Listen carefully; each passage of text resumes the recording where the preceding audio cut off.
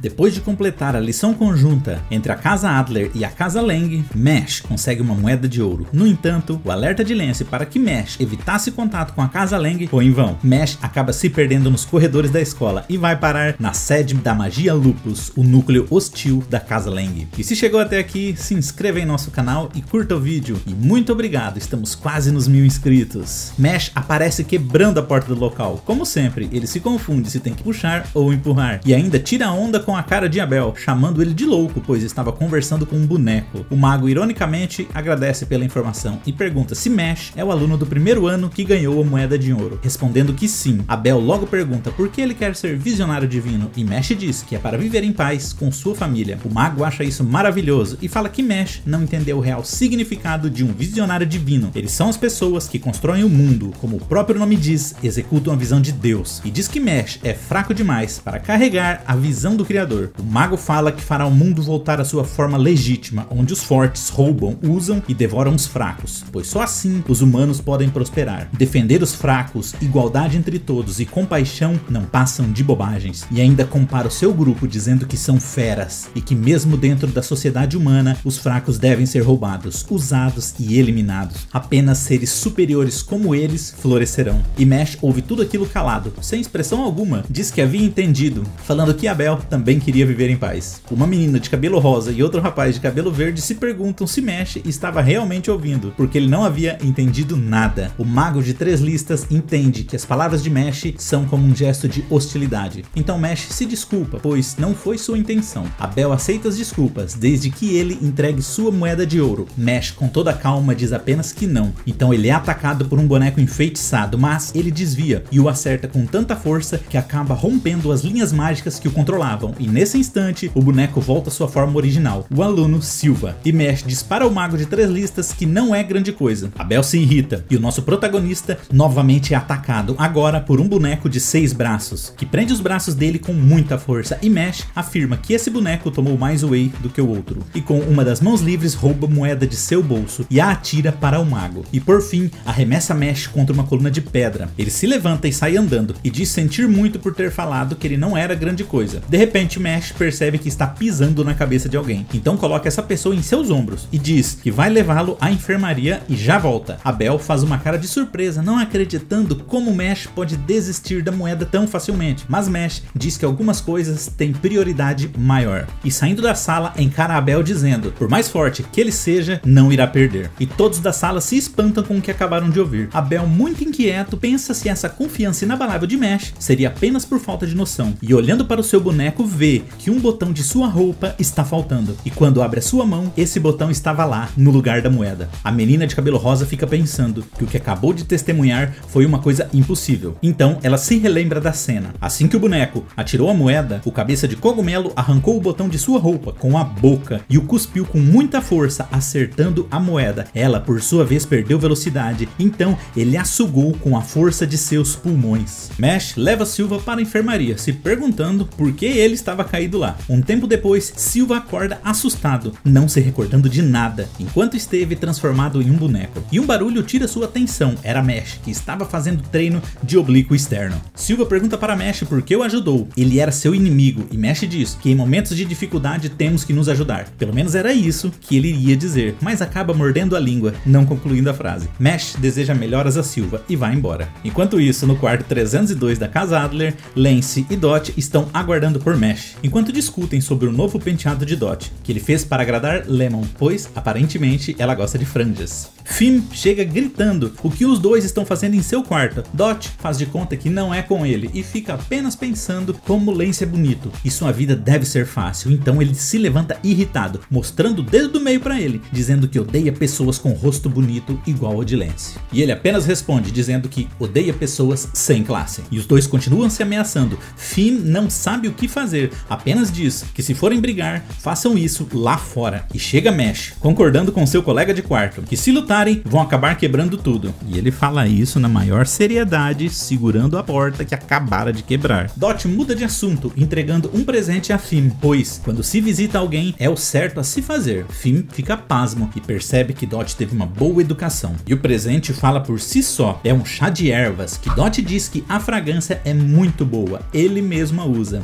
E Mesh Mesh está comendo um de seus profiteroles, aproveitando o dia tranquilo. Lance diz que eles precisam bolar um plano a respeito à caça das moedas. Lemon chega na maior gritaria chamando por eles e percebe que está no meio de 4 garotos e faz uma cara de quem vai ser abusada. Finn diz que eles não vão fazer nada e nem fizeram, ela que invadiu o quarto. Então ela chama a todos para mostrar algo, a balança que conta as moedas de ouro de cada dormitório. A casa Lang tem praticamente todas as moedas, totalizando 15, enquanto a Adler só possui uma, a que está com Mesh. Desde o início do ano letivo, a casa Lang está monopolizando as moedas. Os outros alunos de alto nível da casa Adler estão em um estágio fora da escola, só restando eles capazes de resistir. Se não fizerem nada nesse ano, o visionário divino será da casa Lang. Para que todos possam cumprir seu objetivo, vão enfrentar juntos, e a partir de agora, a batalha começa. Mas Mesh, devido às suas várias infrações, o diretor da escola precisa puni-lo, nem que seja apenas pela aparência. Então ele vai cumprir sua punição limpando o viveiro das corujas durante uma semana. Lance chega ao local para ajudar Mesh, afinal, como ele é o único que possui uma moeda de ouro, a casa Lang virá atrás dele. Logo chegam ao local 2 caninos da casa Lang, o sexto, o Lord Andrew, e o sétimo, Emser Shinri. Esse, por sua vez, carrega uma shuriken enorme. Andrew invoca um campo de água nos pés do Mesh, que afunda. Eles apostam uma moeda de ouro em uma batalha. Enquanto conversam, Mesh pede socorro, pois nunca nadou, e acaba afundando. Nesse instante, Andrew se transforma em um tubarão, e falando que é hora da caçada, vai atrás de Mesh. Shinri diz a Lance que vai falar algo muito importante. Em disputas, existe um vencedor e um perdedor. O silêncio paira no ar. Até as corujas se aquietam. Lance pensa como ele fica falando essas coisas óbvias, como se fossem a maior revelação do universo, e fica aliviado por não ter dado atenção. Então Shinri arremessa sua shuriken. Lance se desvia com facilidade, se perguntando se sua magia é apenas isso, controlar um disco. Com sua magia de gravidade, não terá problemas para enfrentá-lo. E quando vai lançar um contra-ataque, uma coruja está na sua área de efeito, e ele já pensa em sua irmã que briga com ele se machucasse a corujinha. Shinri fala mais uma frase idiota e arremessa 2 shurikens. Lance se preocupa com as corujas que estão atrás dele, elas podem ser feridas, então ele resolve tancar o ataque de peito aberto. Shinri reconhece as origens de Lance devido à sua varinha de Magnolia, a prestigiada família Crown, e sua magia de gravidade. Ele não acredita que o primogênito da família que havia sumido era tão fraco assim, e diz que ele deve ter sido expulso por falta de talento. E vem toda uma ladainha de Shinri, que acaba deixando Lance muito sério. Ele manda sua magia de gravidade em uma pá que estava por ali, fazendo com que ela caia. Shinri desanima ao acreditar que aquele era o poder de Lance, então atira 3 shuriken, mas Lance as para com muita facilidade. Quando Lance atirou a magia bem fraca na pá, era para que ela rasgasse um saco de ração, para que as corujas fossem atraídas para lá, deixando o caminho livre para que ele pudesse usar o seu real poder sem preocupações. Shinri fica desesperado ao perceber que ele não foi atacado ainda por causa das corujas e dispara uma magia mais forte, uma enorme shuriken. Lance, sem muito esforço, utiliza sua magia, destruindo aquela enorme shuriken, ao mesmo tempo que deixa seu adversário no chão. Mesmo os dois sendo magos de 2 linhas, a diferença de poder entre eles é enorme. E com seu adversário caído, Lance diz que ele jamais o venceria. Enquanto ele luta apenas para vencer um complexo de inferioridade, Lance luta pela sua irmãzinha.